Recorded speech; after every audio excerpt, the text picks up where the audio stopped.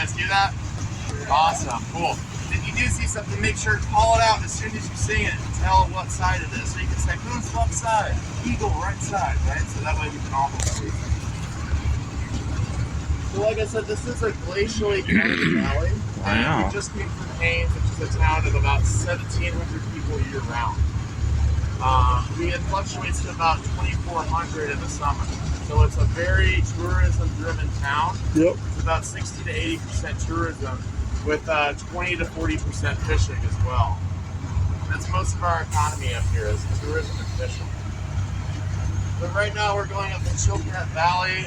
This is all glacially fed river. So 10,000 years ago, we all would have been underneath thousands and thousands of pounds of glacial ice. If you look at these mountains right here, this is the Chilkat Range, and it slowly transitions over into the Tindichal Range, which you'll see mostly the Tindichal Range today.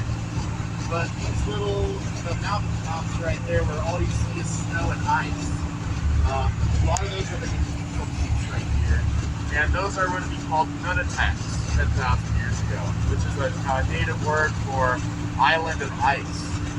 So you guys came from Juneau, right?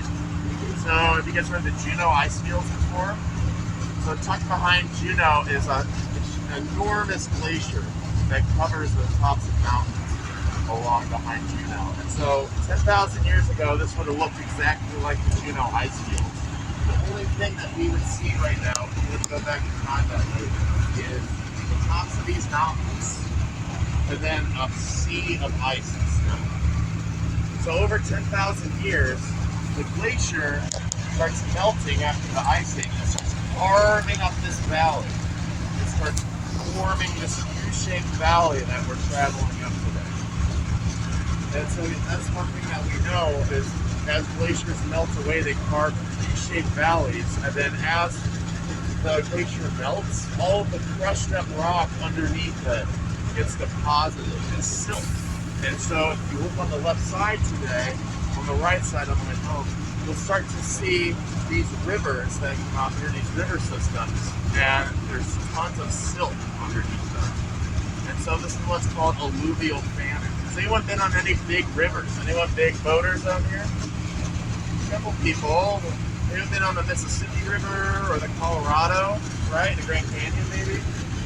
Okay. So those rivers were degrading rivers. So they were formed by essentially water basins and snow melt, rain melt, rock like that. So this river is different because those rivers, there's more water, it gets deeper and wider, right? But when you have a glacial river, when there's more glacial melt, there's alluvial fanning. So instead of having one big channel, you'll have as many as 10 different channels of water and a whole delta only covered with a couple feet of water. So that makes it really interesting for all our rafters, all our boaters up here, because you're navigating a whole different sections of water. So you're navigating up to 10 different channels at once, trying to find which one to go. So a process happens with this water. If you look out here today, you'll see some water. But some of this water is actually underneath all this silt. These silts, all this crushed up rocks, create underground aquifers. So even though there's water in some sections that you see, there's actually water going underneath as well. And so the glacier water and the snow melt goes underneath through the aquifer. And in the wintertime, it comes up warmer than the rest of the water on the surface. And so there's an unfreezing effect in the dead of winter that happens on the Chilkat River here. That kind of ties in a lot of things about the valley, this glacial system that moves through. So another thing that's great about this valley is that we have really pristine water. We have a bunch of snow melt, we have a bunch of glacial melt, and so that creates really good fresh water. And because of that, we get all 5 types of Pacific salmon here on this river. You want to know all 5 types of Pacific salmon? So if you don't know, some folks have already started it, yeah.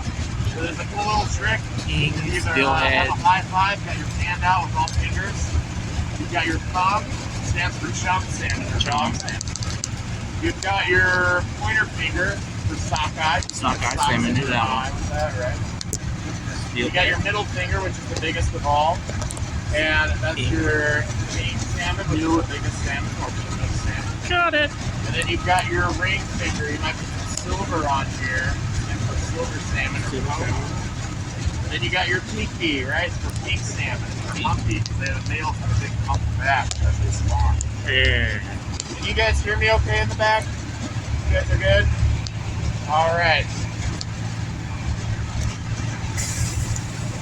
So that's really important for the Siskiyous Valley. So all of these trees, all of these animals that live in this valley, all the bald eagles, all the trees, all the moose that eat the shrubbery, all of the brown bears that eat the salmon, all of the terns, the seagulls that feast on salmon eggs and salmon fry, they all depend heavily on this salmon run, all 5 types of salmon. They also depend on the water that the salmon choose to come up. So these salmon on these river systems that you'll see out here, these salmon, they travel, that's where they are born in these riverbeds here, further upstream during clear snowmelt streams. And as these salmon hatch, they grow up to be fry and they swim out of these river systems. But then they spend 2 to 3 up to 7 years out at sea, growing up to maturity.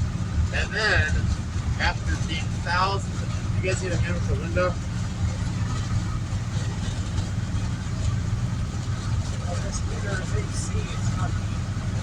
Oh, it's not. Hold on.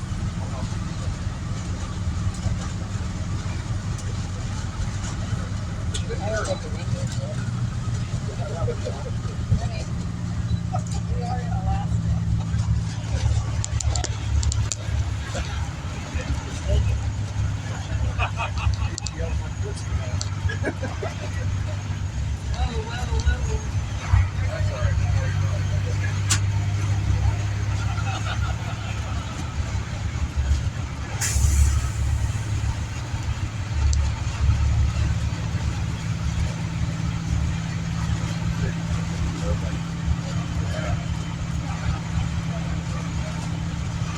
You guys want to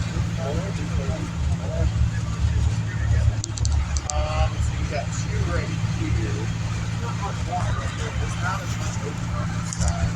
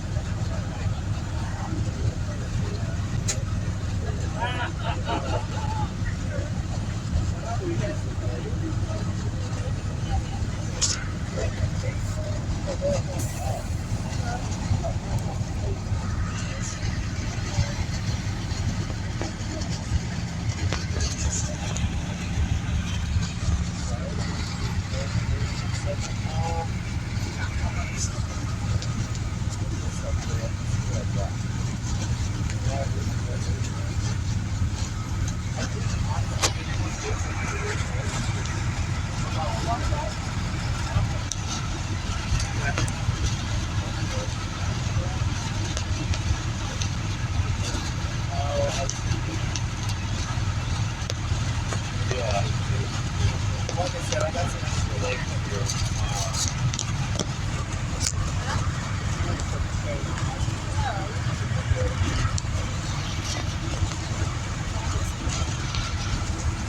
They need to be patient with us, folks.